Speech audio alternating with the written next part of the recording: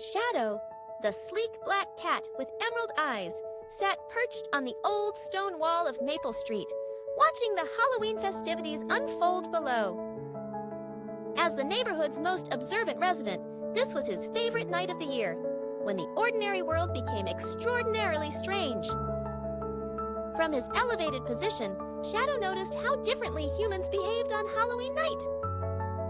Adults who normally hurried to their cars each morning now strolled leisurely, admiring decorations. Children who usually avoided the scary house at the corner now bravely approached its cobweb-covered porch. How curious, Shadow thought, his tail swishing gently. One night changes everything. The sun had just set, and the first trick-or-treaters emerged from their homes.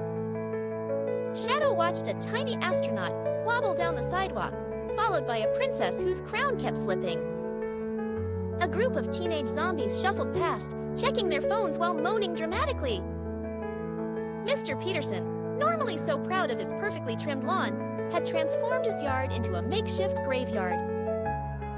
Mrs. Chen, who rarely spoke to anyone, now stood on her porch wearing a witch's hat, delightedly handing out homemade fortune cookies with spooky predictions. From house to house, Shadow prowled, silent as moonlight.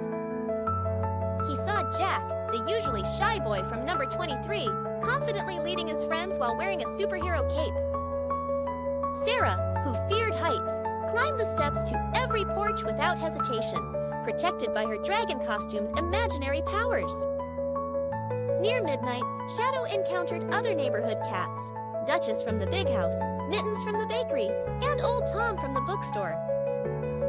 They gathered on their favorite fence to share observations. "The humans are especially strange tonight," Duchess commented, grooming her white fur. "Did you see how many dressed as cats?" Mittens purred. "Quite flattering, really." "Not one got our tail position right, though," Tom grumbled good-naturedly. Shadow listened but kept watching. He saw tired parents carrying sleeping toddlers home, their costume wings drooping. Teenagers lingered on street corners, trading candy and ghost stories. Jack-o'-lanterns flickered, casting dancing shadows that only cats could fully appreciate. The most interesting moments, Shadow noticed, happened between the obvious ones. A girl in a fairy costume helped a smaller boy retrieve scattered candy without being asked. An elderly man, watching from his window, smiled when children waved, even though his porch light was off. Near the evening's end, Shadow witnessed something specially magical.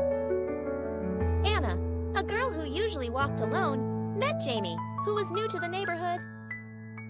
Both wore space explorer costumes, and soon they were discussing constellations, visible even through the Halloween haze. As the night grew later, Shadow padded softly through empty streets. He passed discarded candy wrappers that skittered like autumn leaves and glowing pumpkins whose faces seemed to wink at him. The moon hung low and orange, a proper Halloween moon.